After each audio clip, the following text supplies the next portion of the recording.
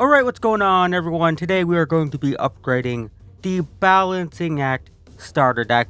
And before we get into this, apologies, I am a little bit sick. I got the Rona and I'm like 90% over it, but I'm a little bit congested and stuff, so apologies for that. If this is your first video, it's a bad start. I'm a little bit congested, I'm sorry. Alright, so if you want to upgrade these guys, you need to highlight it. There's a clone button down here, you click that. This is going to create a clone in your decks, as you can see right here. We'll have a 2 beside it. So you can edit this. You cannot edit the stock deck. You need to create a clone. You also may need to click here and switch it over to standard because it defaults to alchemy, which is really stupid, but whatever. Alright, so here's this deck. What's this deck doing? What's the point here? And the point here is to have both enchantments and artifacts in play, and then you get payoffs for doing so. You get, where is it? Machiko's Reign of Truth gives creature +1/+1 for each artifact and enchantment you control. Also has +1/+1 when it becomes a creature. You get Kami of Terrible Secrets. When it enters, you draw a card and gain a life if you control both types. You get Naomi. She puts out tokens, stuff like that. So the idea here, we want artifacts and we want enchantments. So how do we improve this? First off, I think we could just improve the payoffs. I do not think this card is very good. 4 mana 3/4. If you control both types, you draw a card. It's fine, but it's not great. And Machiko's Reign of Truth, on the other hand, is just amazing. This is a powerhouse. Will absolutely win games by itself. So I'm going to start just by taking out 2 of these, adding in 2 of these, as I think it's just a better payoff. Next, I want to take out this Soul Ripper. I think this card's very weird. So it is an artifact, right? But it makes you sacrifice artifacts and creatures to get counters and menace. But this deck is trying to build a board. It's trying to get artifacts and enchantments on the board. So I don't really want to be sacrificing them. It just seems weird to sacrifice stuff in this deck. Obviously, sacrificing is a viable strategy. There's lots of Rakdos sack decks and stuff. But just in this deck, this card just feels really weird. So I don't like it in this deck. I'm going to take this out, and I'm going to put in another one of these Machiko's Reign of Truth. Now, I will say, having 4 of these can be awkward. We don't always have a creature in play on turn 2. But that was true for that artifact as well, that vehicle, because we didn't always have a creature to crew it with on turn 2. So they're both kind of awkward. And this is just a great payoff. Even if we don't have a creature to pump, we could just play it, and a couple turns later, we get a massive creature. So it's just better. Next, I want to get low-cost artifact creatures and enchantment creatures in play so we can pump up with this. So the first thing I want to take out is this Life of Toshiro Umezawa. It's alright. It's not bad at all. The problem is the creature, the ability on the creature, pay 1 life to add mana for instants and sorceries. We're not really doing that. And the Saga's alright, but it's not like exceptional or anything. So I actually just want to take this out and add in another one of these Spirited Companions here. This also, it's not very exciting. 2 mana 1/1, just draws a card.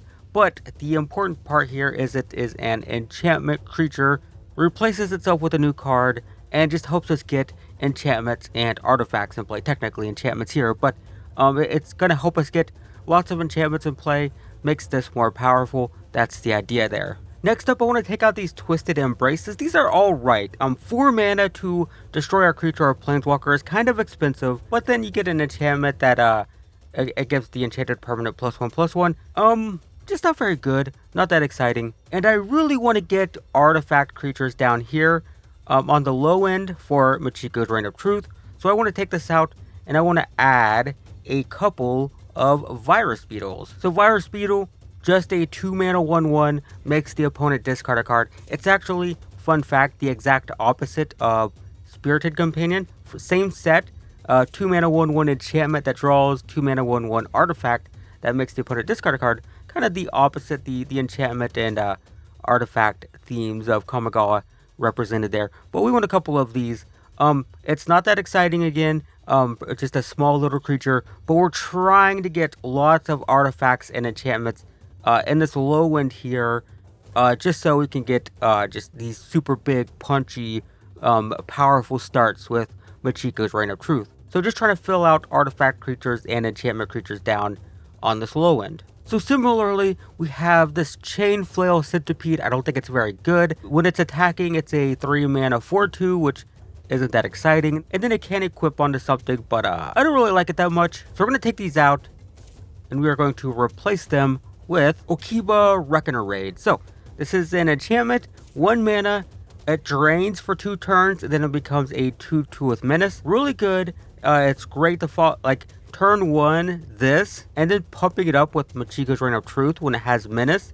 The creature has Menace is very nice. So gonna add 3 of those, and this is once again, it is just filling out these enchantments, low end enchantments. That's what we want in this deck. We want to get as many enchantments and artifacts in play as quickly as possible. And then finally, I don't really like this Nezumi Blade Blesser very much. It's 3 mana, 3/2, has Death Touch if we have an artifact, it has Menace if we control an enchantment, but it itself isn't an artifact or an enchantment, and I want like everything to be contributing to our artifact or enchantment count.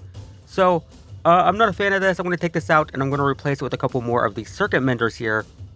These are fine. 3 mana, 2/3, gains a couple life when it enters, draws a card when it leaves, and it's just allowing us to continue to fill the board with more artifacts and more enchantments. I also want to take out this Lisa, Forgotten Archangel. This card is really cool, and the good news is, if you unlock this deck, you unlock this card, so you can use it in other decks, and you know, it's a very big, very powerful, very cool card. It just doesn't really fit with our theme, and we have another rare that we got in another deck that works just a little bit better, and that's Wedding Announcement. So Wedding Announcement, we'll just bring these over here really quick.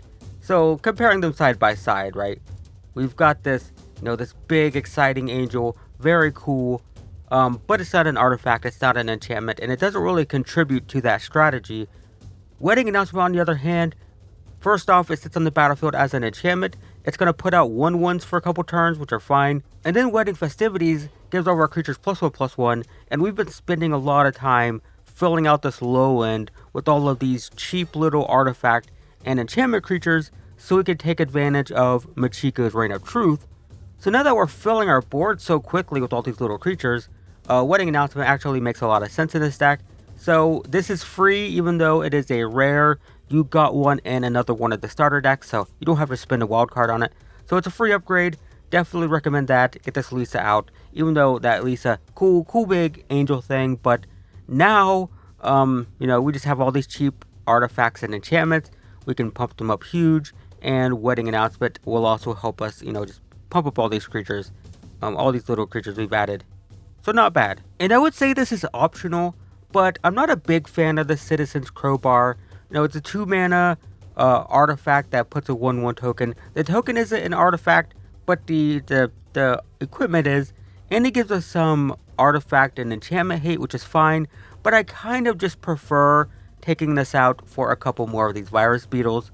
I would say it's kind of optional, but I do like this just a lot more. It's a lot cleaner. We have 4 of these, 4 of these, 4 of these. All of these things are, you know, kind of what we're doing early. I'm kind of a fan of this.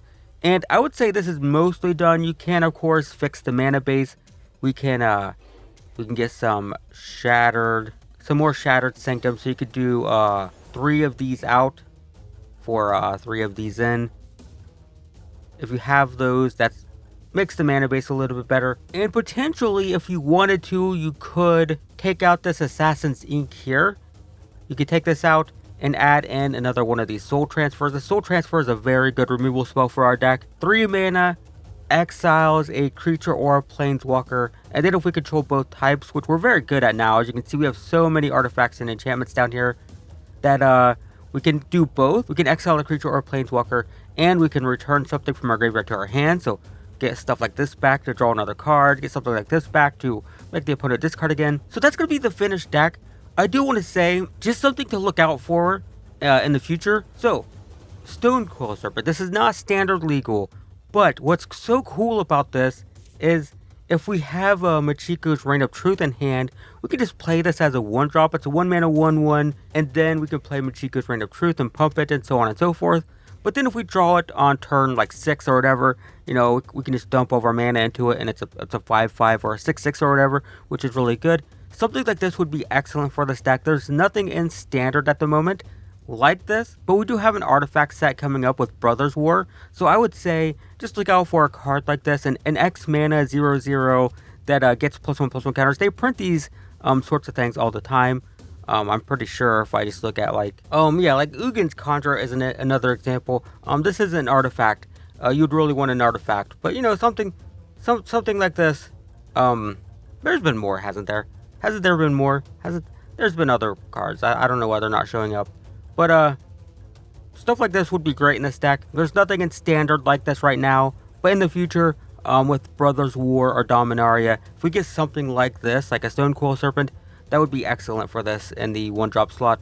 So just something to be aware of and maybe to look out for in the future. But there you go, guys. That is Balancing Act upgraded. Hopefully that's helpful. I will leave a link to the deck list below if you just want to copy and paste it. We used 0 rares, no rares for this, and it should be just much more consistent. These are going to win you games for sure. Oh wait, we technically used 1 if you craft this. But yeah, there you go, guys. Hopefully that's helpful. I will make sure my deck list doesn't have these in, just in case you don't have them. Those are optional. So there you go. That's going to be the deck list technically. So find that below. Hopefully that's helpful. Sorry I'm sick. I'm going to be recording a couple more of these, so a couple more videos are going to sound like this. Sorry, but hopefully that's helpful. Thanks for watching, and I will see you in the next one.